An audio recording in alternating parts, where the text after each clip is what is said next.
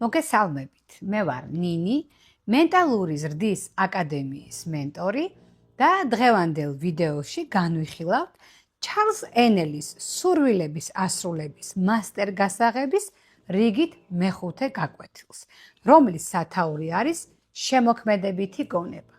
მინდა გითხრათ, რომ ჩვენს YouTube არხზე ახლა უკვე ყოველ შაბათს დაიდება სურვილების ასრულების მასტერ გასაღების ყველა გაკვეთილი. წინა გაკვეთილები მეოთხე, მესამე, მეორე და პირველი უკვე არის ატვირთული YouTube არხზე, ხოლო მომდევნო გაკვეთილებს ეტაპობრივად განვიხილავ თქვენთან ერთად. თუ მოგწონთ მსგავსი ტიპის ვიდეოები, გთხოვთ დამიკომენტაროთ და გააზიაროთ ჩვენი YouTube არხი. გაკვეთილი 5 შემოქმედებითი გონება. ყურადღებით შეისწავლით რა ამ გაკვეთილს, თქვენ გაიგებთ, რომ ყოველი ძალა ან საგანი ან ფაქტი გონების მოქმედების შედეგია. გონება მოქმედებაში არის აზრი, ხოლო აზრი არის შემოქმედებითი. ეხლა ადამიანები ფიქრობენ ისე, როგორც ადრე არასდროს არ ფიქრობდნენ. ამიტომ ჩვენი საუკუნე შემოქმედებითია და სამყარო მოაზროვნეებს თავის უმაღლეს ჯილდოებს ანიჭებს. მეხუთე გაკვეთილის შესავალ ნაწილში ავტორი გვახსენებს იმას, რომ აზრს აქვს შემოქმედებითი ძალა და სწორედ ჩვენი 21 საუკუნე და განსაკუთრებულად ბოლო 10 წლეულები არის პერიოდი, რომელშიც განსაკუთრებული სიჩქარით იღვიძებენ ადამიანები. გვყავს ძალიან ბევრი მასწავლებელი, გურუ, მოძღვარი, რაც დრო გადის, მით უფრო მეტი ადამიანი იღვიძებს და პოულობს თავის შემოქმედებით ძალას. და თქვენც, ვინც ამ ვიდეოს უყურებთ, ხართ იმ ადამიანების ნაწილი, რომლებიც არიან უკვე გამოღვიძებული სულები და რახან ეს თემები გაინტერესებთ, ეს უკვე ნიშნავს იმას, რომ თქვენი სულიერი თვითგანვითარების გზა დაწყებულია. ესე იგი, შესავალში მოცემულია აზრი იმის შესახებ, რომ მატერია არის უძლური და ყველა მატერიას მართავს გონება. თუ ჩვენ გვაქვს გავარჯიშებული გონება, ანუ თუ ის ვიბრირებს მაღალ ვიბრაციაზე, მას შეუძლია შეასრულოს ჯადოსნური გარდასახვევი. გავარჯიშებულ გონებას შეუძლია დაბადოს აზრი, ხოლო რადგან ეს აზრი შემოქმედებითია, ჩვენ შეგვიძლია შევქმნათ საკუთარი თავისთვის ყველაფერი, რასაც მოვისურვებთ. ახლა კი გადავიდეთ თეზისებზე. ჩვენი მენტალური სიცოცხლე, როგორც მინიმუმ 90% არის ქვეცნობიერი და ამიტომ ის, ვისაც არ შეუძლია აზრის ძალის გამოყენება, ძალიან შეზღუდულად ცხოვრობს. ქვეცნობიერებას შეუძლია და გადაწყვეტს კიდეც ნებისმიერ ჩვენს პრობლემებს, თუ შევძლებთ მის მართვას. ქვეცნობიერი პროცესები მუდმივად მიმდინარეობენ. საკითხი მხოლოდ იმაშია, უნდა ვიყოთ თუ არა ჩვენ ამ საქმიანობის უბრალოდ პასიური მიმღებები, თუ ცნობიერად ვმართოთ ისინი. უნდა ხვდებოდეთ თუ არა ჩვენს დანიშნულებას, თუ უბრალოდ დინებას მივყვეთ. ავტორის თქმით, ქვეცნობიერება შეიცავს ჩვენი ცხოვრების 90%-ს და გვისვამ საინტერესო კითხვას, როგორ ფიქრობთ თქვენ, უნდა მიანდოთ ქვეცნობიერ გონებას იმოქმედოს ისე, რომ ჩვენ არ ჩავერიოთ? თუ ფიქრობთ, რომ აუცილებელია ქვეცნობიერ პროცესებში ჩავერთოთ, თუ არ ჩავერთვებით, ვიცოდეთ მაინც რა პროცესები მიმდინარეობს და ეს მიმდინარეობა რამდენად არის ჩვენთვის სასარგებლო. ჩემი აზრით ძალიან მნიშვნელოვანია ადამიანმა იცოდეს ქვეცნობიერ გონებაში რა პროცესები მიმდინარეობს. ხშირ შემთხვევაში აუცილებელიც კი არის მათში ჩარევა. განსაკუთრებულად მაშინ, როდესაც ჩვენ არ მოგწონს ის რეალობა, რომელშიც ცხოვრობთ და გვინდა უკეთესი ცხოვრება გქონდეს. და რახან ვიცით, რომ აზრი არის შემოქმედებითი, ხოლო აზრს შეუძლია მართოს ქვეცნობიერი გონება ცნობიერი გონების გავლით, ჩვენ შეგნებულად უნდა წარმართოთ ქვეცნობიერი პროცესები ისე, რომ ჩვენი ცხოვრება უკეთესობისკენ შეიცვალოს. ჩვენ შეგვიძლია შეგნებულად გამოვიყენოთ ყველა სასურველი მახასიათებელი, რომელიც გაგვაჩნია. ასევე შეგვიძლია დავთრგუნოთ არასასურველი მახასიათებლები და აუკრძალოთ მათ გამოვლენა. ვიმეორებ, ეს გონება, რომელიც ჩვენს ფიზიკურ სხეულს განსაზღვრავს, არა მხოლოდ მემკვიდრეობითი მიდრეკილების, არამედ საშინაო, სამუშაო და საზოგადოებრივი გარემოს შედეგია, საიდანაც ვიღებთ უამრავ შთაბეჭდილებებს, იდეას, ცრურ რწმენასა და მსგავს აზრებს. ბევრს ვიღებთ სხვებისგან აზრების, წინადადებებისა და მტკიცების სახით. ბევრი არის ჩვენი საკუთარი აზროვნების შედეგი, მაგრამ თითქმის ყველა ეს აზრი მიღებულია ჩვენი ხანმოკლე შემოწმებების და ფიქრის შედეგად და ხშირად მათ გარეშეც კი. როგორც ავტორი ამბობს, ჩვენი გონება არის მემკვიდრეობითი. ანუ ჩვენი გონება ატარებს ინფორმაციას, რომელი ინფორმაციებიც გქონდათ ჩვენს წინაპრებს, ჩვენს ბებია-ბაბუებს. გარდა მემკვიდრეობითობისა, ჩვენი გონება მიდრეკილია აიღოს ინფორმაცია იმ გარემოდან, რომელშიც ვცხოვრობთ და ეს გარემო არ შედგება მხოლოდ ჩვენი ოჯახის წევრებისგან. ჩვენ გვყავს მეგობრები, გვყავს თანამშრომლები, ვართ სოციალური არსებები და მუდმივი კომუნიკაცია გვიწევს სხვადასხვა ადამიანთან. და რაოდენ გასაკვირიც უნდა იყოს, ჩვენი გონება ჩვენგან დამოუკიდებლად იწვევს იმ ინფორმაციას, რომელიც ჩვენს ირგვლივ ტრიალებს. და ყველა ინფორმაცია, რომელიც მეტნაკლებად შეგვეხო ჩვენ, ემოციურად დაგვტვირთა, გაგვახარა ან გაგვანაწყენა, ეს ინფორმაცია გადაცემული არის ქვეცნობიერ გონებაში და ის თავისთავად გავლენას ახდენს ჩვენს ცხოვრებაზე. საკუთარი გამოცდილებით მინდა გითხრათ, რომ განსაკუთრებულ ნეგატიურ ინფორმაციას ატარებს ტელევიზია. ნებისმიერ არხზე რო გადავრთოთ, საინფორმაციო გადაცემებში ყოველთვის არის გაჟღერებული ნეგატიური ინფორმაციები, სიახლეები იმის შესახებ, რომ სადღაც მოხდა მიწისძვრა, ვიღაცა დაიჭირეს, ვიღაცა გარდაიცვალა და გვინდა თუ არ გვინდა, ეს ინფორმაცია მოქმედებს ჩვენს გონებაზე და იწვევს გარკვეულ შიშს. ეს შიში, რა თქმა უნდა, არის გაუცნობიერებელი. ანუ ჩვენ შეიძლება რაღაც სხვა საქმეთ ვიყოთ დაკავებული, საერთოდ არ ვუსმენდეთ ტელევიზორს და იმ მომენტში, როდესაც რაიმე ნეგატიური ინფორმაცია გაჟღერდა, მოვიხედეთ ტელევიზორისკენ, წამოვიდა ჩვენი ყურადღება ინფორმაციის მიღებაზე, გავიგონეთ ეს არასასიამოვნო ინფორმაცია, დავიტვირთეთ ნეგატიური ემოციებით, ხოლო გონებამ ამ დროს დაიწყო ავტომატური კავშირების გაბმა ჩვენს ცხოვრებასთან. მე ხომ არ დამემართება ასე, რაიმე საფრთხეში ხო არ ვარ, ჩემთან ხო არ მოხდება მიწისძვრა, ავარიის საფრთხე ხო არ მემუქრება და ასე შემდეგ. ანუ ტვინი გაუცნობიერებლად გაშინებთ იმ ინფორმაციით, რომელიც შეიძლება საერთოდ არ გეხებოდეთ თქვენ.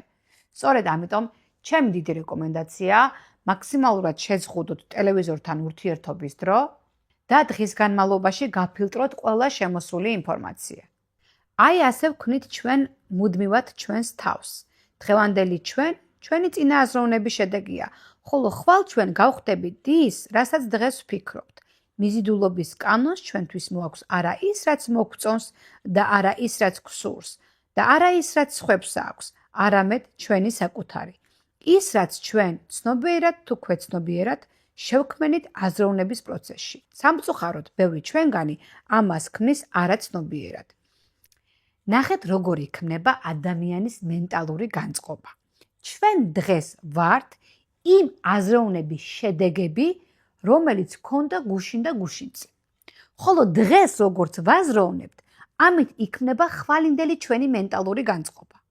ანუ თუ ჩვენ არ მოგწონს ჩვენი ცხოვრება, უნდა დავფიქრდეთ, რა ფიქრებს ვაწარმოებდით გუშინ-წინ 1 წლის წინ, რა გარემოში ვტრიალებდით, რა იყო ჩვენი უპირატესი საქმიანობა, რითი ვიყავით დაკავებული. თუ ვიპოვეთ ისეთ მიზეზს, რომელმაც მოგვიყვანა ამ შედეგამდე, უკვე დღეს აღარ უნდა ვაკეთოთ ის ყველაფერი, რამაც ასეთი ცუდი შედეგები მოგვიტანა დღევანდელობაში. და დღეს, როდესაც ვაცნობიერებთ იმას, რომ ჩემი ყოველდღიური ქმედება ქმნის ხვალინდელ ჩემს პიროვნებას, სასწრაფოდ უნდა გადავხედო იმ ჩვევებს, იმ ქცევებს, იმ სამეტყველო აპარატს, იმ სამეგობრო წრეს, რომელიც არ შეესაბამება ჩემი მომავალი იდეალური მეს პიროვნებას. მერწმუნეთ ხალხო, ჩვენ დაუფიქრებლად ისეთ რაღაცებს ვაკეთებთ, ისეთ რაღაცებს ვფიქრობთ და ისეთ რაღაცებს ვუყურებთ, რომელიც ძალიან ნეგატიურად აისახება ჩვენს გონებაზე და ეს ქმნის სავავალო მომავალს და იმ შედეგებს, რომლებიც არც ერთ ვარიანტში არ მოგვეწონება. ჩვენთან ხშირად მოდიან ადამიანები და გვეუბნებიან, რომ გვაქვს შფოთვები, გვაქვს შიშები, მარტო დარჩენის გვეშინია და ვერ ხვდებიან რატომ. ამის მიზეზი არის ის გარემო, რომელშიც ვცხოვრობთ. არა მხოლოდ საკვები უნდა იყოს ჯანსაღი, არა მხოლოდ ტანსაცმელი უნდა იყოს ნატურალური, არამედ გარემო, რომელშიც ვცხოვრობთ და ვარსებობთ, როგორც სისტემა, როგორც ადამიანი, უნდა იყოს აუცილებლად მოწესრიგებული. თუ ჩვენ მუდმივად გვესმის ლანძღვა, გინება, ჩხუბი, ნეგატიური ინფორმაციები, ჩვენი ცხოვრებაც გახდება ის, რაც ჩვენ გვესმის. ასეთია ფსიქოლოგიური ფაქტები, მასში არაფერი არ არის საიდუმლო. საკუთრივ რო ვთქვათ, ისინი იმდენად ნათელია, რომ მათი გაგება ყველა შეუძლია. საჭიროა მხოლოდ ჩავატაროთ მენტალური დალაგება და ჩავატაროთ იგი ყოველ დღე, რათა სახლის სუფთა გქონდეს, თუ გვინდა რაიმე პროგრესის მიღწევა. აზრობრივი, მორალური და ფიზიკური სისუფთავე აუცილებელია. ავტორი მოგვიწოდებს, რომ ჩავატაროთ მენტალური დალაგება ყოველ დღე. და მენტალურ დალაგებაში იგულისხმება დავბლოკოთ ის Facebook გვერდები, რომლებიც ავრცელებენ ნეგატიურ ინფორმაციას. აღარ გავაგრძელოთ ურთიერთობა ისეთ ადამიანებთან, რომლებიც გულს გვტკენენ, გვჩაგრავენ, გვამცირებენ. თავიდან მოვიშოროთ ის ნივთები, რომლებიც გვახსენებენ რაღაც წარსულის ნეგატიურ მოგონებებს. მოკლედ, მოვიშოროთ თავიდან ყველაფერი, რაც დაკავშირებულია სევდასთან, მწუხარებასთან, შფოთვასთან და ისეთ მომენტებთან, რომლებიც აპათიურ მდგომარეობაში გვაგდებენ. და სისუფთავე უნდა შევინარჩუნოთ აზრობრივადაც, ანუ ჩვენც უნდა ვაწარმოოთ სუფთა აზრების სიკეთეზე, სიმამაცეზე, ენთუზიაზმზე, ასევე მორალურადაც, ანუ ჩვენი ქცევაც არ უნდა იყოს დამაზიანებელი და გაბოროტებული, ასევე არ უნდა ვიყოთ ეჭვიანები, გაბოროტებულები, შეშინებულები, ყველაფერი უნდა გავაკეთოთ იმისთვის, რომ ეს მენტალური სისუფთავე გქონდეს მუდმივად, ისევე როგორც ფიზიკური სისუფთავე. როგორც აბაზანაში შევდივართ და ვიწესრიგებთ თავს, აი ესე უნდა მოვიწესრიგოთ გონება და განვდევნოთ მისგან ყველანაირი არასასურველი ინფორმაცია, რაც დააზიანებს ჩვენს მენტალურ ჯანმრთელობას. ძალა შიგნიდან მოდის, მაგრამ ჩვენ არ შეგვიძლია მივიღოთ იგი მისი გაცემის გარეშე. გამოყენება ეს აუცილებელი პირობაა, რომლითაც ვფლობთ იმ დიდ მემკვიდრეობას. თითოეული ჩვენგანი მხოლოდ არხია, რომლითაც ყოვლისშემძლე ძალა იღებს სხვადასხვა ფორმებს.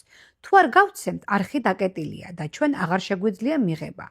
ეს სწორია ყოფიერების ყოველ პლანზე, საქმიანობის ყველა სფეროში, ყველა პროფესიისთვის.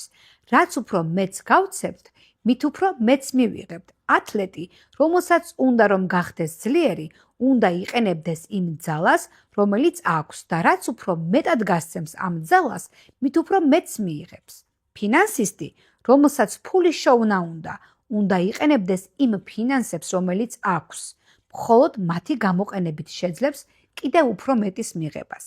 ვაჭარი, რომელიც თავის საქონელს ბრუნვაში არ უშვებს, მალე შეწყვეტს შემოსავლის მიღებას. კომპანია, რომელიც ხარისხიან მომსახურებას არ აწოდებს, მალე დაკარგავს მყიდველებს. ადვოკატი, რომელიც შედეგებს არ აღწევს, მალე დაკარგავს კლიენტებს. ახლა ამ თეზისებში რაზეა საუბარი? ესე იგი, ვიცით რომ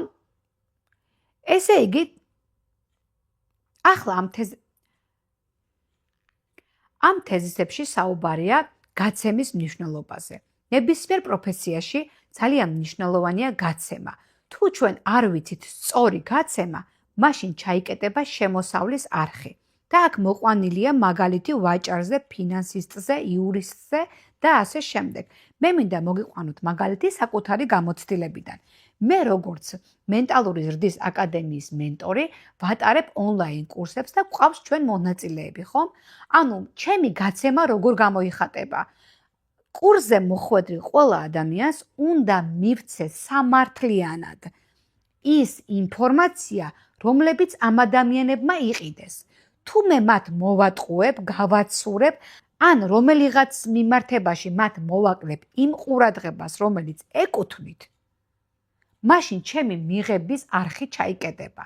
ან კიდევ მეორე მაგალითი, თუ მე როგორც მასწავლებელი გაკვეთილზე შევალ ისე რომ ვიქნებით ცუდ ხასიათზე, არ მექნება განწყობა იმისა, რომ მე გაკვეთილი ჩავატარო და ჩემს სამუშაოს ზერელეთ შევასრულებ, მაშინ აუცილებლად ჩაიკეტება ჩემი შემოსავლის არხი. და თუ თქვენ გინდათ მეტი ფინანსური შემოსავალი, თუ გსურთ რომ გაიზარდოს თქვენი შემოსავლის არხი, ძალიან მნიშვნელოვანია ის საქმე, რომელსაც აკეთებთ, გააკეთოთ სამართლიანად და გულწრფელად. მიუხედავად იმისა, მოგწონთ თუ არა ეს საქმე. აქ არ აქვს მნიშვნელობა თქვენ როგორი ხელმძღვანელი გყავთ, როგორი დირექტორი გყავთ, როგორ გარემოში მუშაობთ.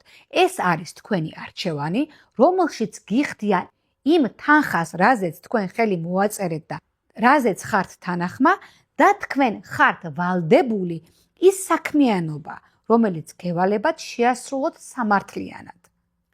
შეიძლება იფიქროთ, რომ ვინ გაიგებს, თუ თქვენ ცოტა მაპატიეთ და ისაჭკავებთ და არ გააკეთებთ იმას, რაც გევალებათ. შეიძლება ეს ვერავინ ვერ გაიგოს და მართლაც გაძვრეთ ხანდახან და არ გააკეთოთ სამართლიანად თქვენი საქმე. მაგრამ უნდა გვახსოვდეს, რომ სამყაროში არსებობს უზენაესი ძალა, ღმერთი, რომელსაც არაფერი არ გამოეპარება. შეიძლება თქვენ დაუმალოთ თქვენს ხელმძღვანელს, თქვენს დირექტორს, თქვენს მენეჯერს და არ შეასრულოთ სრულფასოვნად ის საქმე, რომელიც გევალებათ, მაგრამ ღმერთს ვერაფერს ვერ დავუმალავთ. და იმიტომ, რომ თქვენი შრომა იყოს დაფასებული არა დირექტორისგან, არა მენეჯერისგან, არამედ ღმერთისგან, უზენაესი სამართლიანობის დამცველისგან, ძალიან გთხოვთ, ყველა საქმიანობა, რასაც კი კიდებთ ხელს, გააკეთეთ მაქსიმალური გულწრფელობით, მონდომებით და ენთუზიაზმით. და მერწმუნეთ ის სამსახური, რომელიც დღეს თქვენ არ მოგწონთ, მაგრამ მიუხედავად ამ ყველაფრისა, თქვენ მაინც ყველაფერს აკეთებთ ისე, როგორც საჭიროა, არ იტყუებით, არ იპარავთ, არ თვალთმაქსობთ და მთელი გულით, მთელი მონდომებით აკეთებთ ამ საქმეს, დაგიფასდებათ. და ძალიან მოკლე ხანში თქვენ გადახვალთ ან ახალ სამსახურში, ან ხელფას მოგიმატებენ, ან დაგაწინაურებენ. მოკლედ მოხდება რაღაცა ისეთი, რაც თქვენ დაგიფასებთ იმ გულწრფელობას, რაც ამ შრომაში ჩადეთ. შეიძლება ეხლა იფიქროთ, რომ ეს არის სისულელე და ეს არის მოგონილი. არა, მეგობრებო, ეს არის ენერგია. ამ სამყაროში ყველაფერი ვიბრირებს, ყველაფერი არის ენერგია და იმ ენერგიის გაცემით, რასაც თქვენ გასცემთ, გიბრუნდებათ იდენტური ენერგია უკან. და ნუ იქნებით უკმაყოფილო თქვენი დირექტორების, მენეჯერების, განა იმიტომ, რომ ისინი ძალიან კარგები არიან, ან იმსახურებენ თქვენ კმაყოფილებას. არა, უბრალოდ იმიტომ, რომ თქვენ უნდა იცოდეთ, რომ ღმერთი ყველაფერს ხედავს და დღეს თუ არა ხვალ, ყველა ჩადებული ძალისხმევა, რომელიც არის გულწრფელი და სამართლიანი, უკან დაგიბრუნდებათ. ჩაატარეთ ცდა, ერთი თვე მიეცით საკუთარ თავს და მომეცით მე, შეასრულეთ ყველა საქმიანობა მაქსიმალურად სწორად, მაქსიმალური დაცულობით და თქვენ ნახავთ, თუ არ შეიცვლება ის ვითარება, რომელიც ადრე არ მოგწონდათ. ძალიან მინდა, რომ ეს ცდა ჩაატაროთ, შემდეგ გაგახსენდეთ ეს ვიდეო, მოუბრუნდეთ და დაწეროთ კომენტარებში. 100-დან 100-ში ვიცი, რომ ეს პრაქტიკა ამართლებს. თუ ვინმეს გაინტერესებთ კონკრეტულად თქვენს შემთხვევაში, თქვენი кейსის განხილვის შემთხვევაში, როგორ შეიძლება გააკეთოთ ისე, რომ თქვენი ენერგია მაქსიმალურად ჩადოთ საქმეში, აუცილებლად მოგწერეთ ჩვენ სოციალურ ქსელში და მე თქვენთვის ჩავატარებ უფასო შეხვედრას, მხოლოდ და მხოლოდ იმისთვის, რომ დატესტოთ ეს პრაქტიკა თქვენ ცხოვრებაში.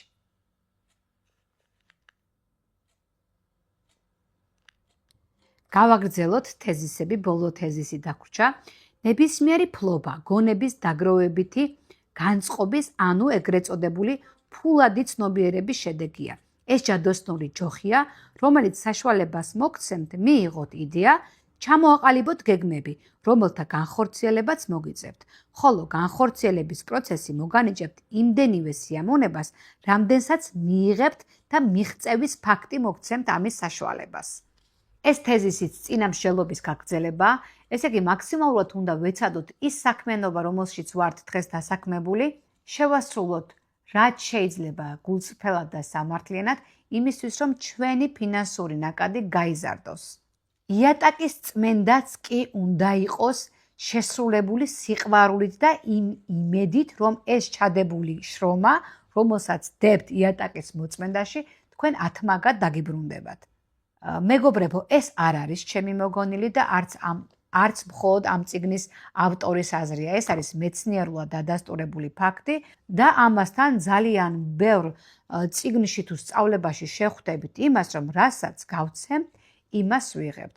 ყოველთვის ვეცადოთ, რომ მაქსიმალურად გავცეთ ჩვენი ენერგია და არ ვიფიქროთ იმაზე, დაგვიფასებს თუ არა ამ გაცემას სხვა ადამიანი, იქნება ეს ჩვენი ოჯახის წევრი, მეგობარი თუ ჩვენი დამქირავებელი. ყოველი გაცემისას ჩვენ უნდა გქონდეს ქვეცნობიერად ინფორმაცია იმის შესახებ, რომ ყველა ნაბიჯი, რომელიც არის სწორად გადადგმული, რომელშიც არის სიკეთე, რომელშიც არ არის ტყუილი, იქნება დაფასებული უზენაესი მოსამართლისგან, რომელსაც ღმერთი ქვია. და ღმერთი არც ერთ გრამს სიკეთეს ადამიანებს არ უკარგავს. და ნურასდროს დაელოდებით იმას, რომ ადამიანმა დაგიფასოთ თქვენი გაცემული. ყველაზე დიდი დამფასებელი მართლა ღმერთია და ძალიან მინდა რომ ეს დატესტოთ საკუთარ თავზე და დარწმუნდეთ იმის ჭეშმარიტებაში, რასაც მე ვამბობ. ახლა კი გადავიდეთ ნომერ მე-5 სავარჯიშოზე. ახლა კი დროა გადავიდეთ რიგით მე-5 სავარჯიშოზე. შეგახსენებთ, რომ ყველა სავარჯიშო სრულდება 7 დღის განმავლობაში. სავარჯიშოებს უნდა დავუთმოთ 15 წუთი თვალდახუჭულ ჯდომარე პოზიციაში. წადით ოთახში პრაქტიკისთვის, დაჯექით იგივე ადგილას, იგივე პოზაში, როგორც ადრე და გონებაში აირჩიეთ ადგილი, რომელიც სასიამოვნო შეგრძნებებს იწვევს თქვენში.